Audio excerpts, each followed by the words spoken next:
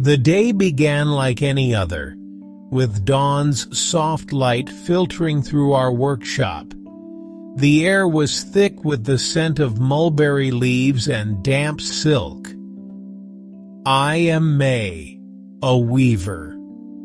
My world is threads and the steady rhythm of the loom, until a shadow fell across the doorway.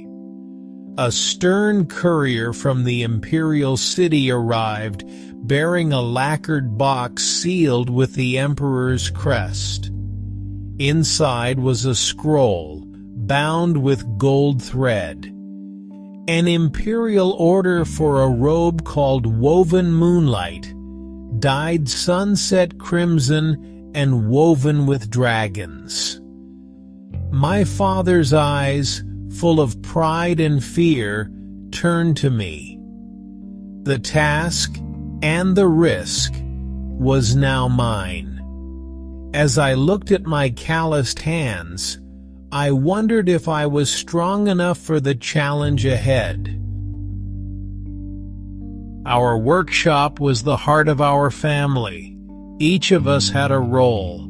My grandmother, keeper of the silkworms, tended them with gentle reverence. My brother, Wei, patiently reeled silk, knowing every thread mattered. My mother, master of dyes, transformed plain silk into rivers of color, and my father, the master weaver, guided me at the loom. Together, we were a family woven into a single, beautiful cloth. Weaving Woven Moonlight was unlike any work I had done. The silk threads were as fine as a spider's web, so delicate that even a rough patch of skin could snag them. Each movement demanded care and focus.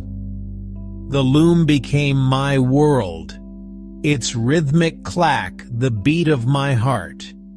Slowly dragons took shape, their scales shimmering as if alive. When I made a mistake, my father gently reminded me, a flaw can become a feature, woven into the shadow of a scale.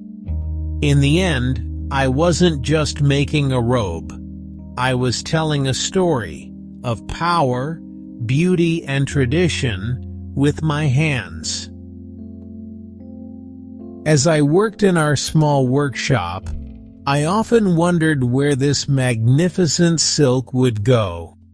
Whispers said it was for the new empress, to be worn at her formal presentation at court.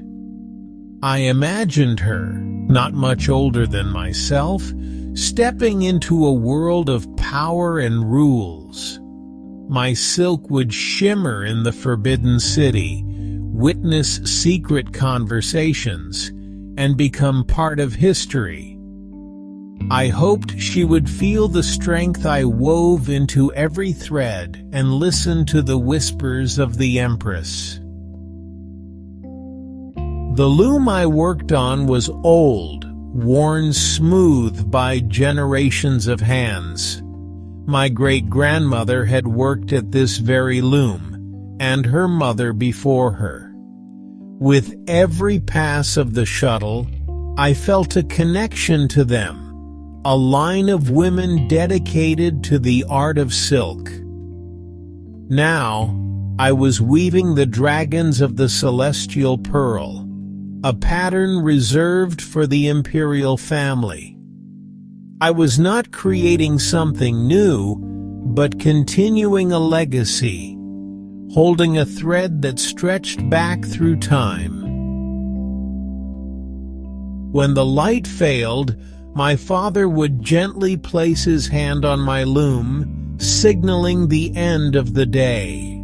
The workshop would fall silent, and our family would gather for a simple meal, leaving worries behind. Laughter and stories filled the evening, reminding us we were more than just workers. We were a family. After dinner, I'd sit on the cool stone steps, gazing at my calloused hands in the moonlight. They were a map of my life, a testament to my family's legacy and my own quiet dreams for the future. At night, sleep would not come easily. The patterns of the loom lingered behind my eyelids, and I could still feel the silk threads slipping through my fingers. I poured my spirit into creating beauty, sending it to a world I'd never see. Generations before me wove in silence, their names lost, but their silk remains. My purpose is not to be remembered, but to create. The work itself is the reward. In every thread, I've woven my family's love and my own hopes. That, I realized, is a quiet legacy, woven in silk, passed from hand to hand.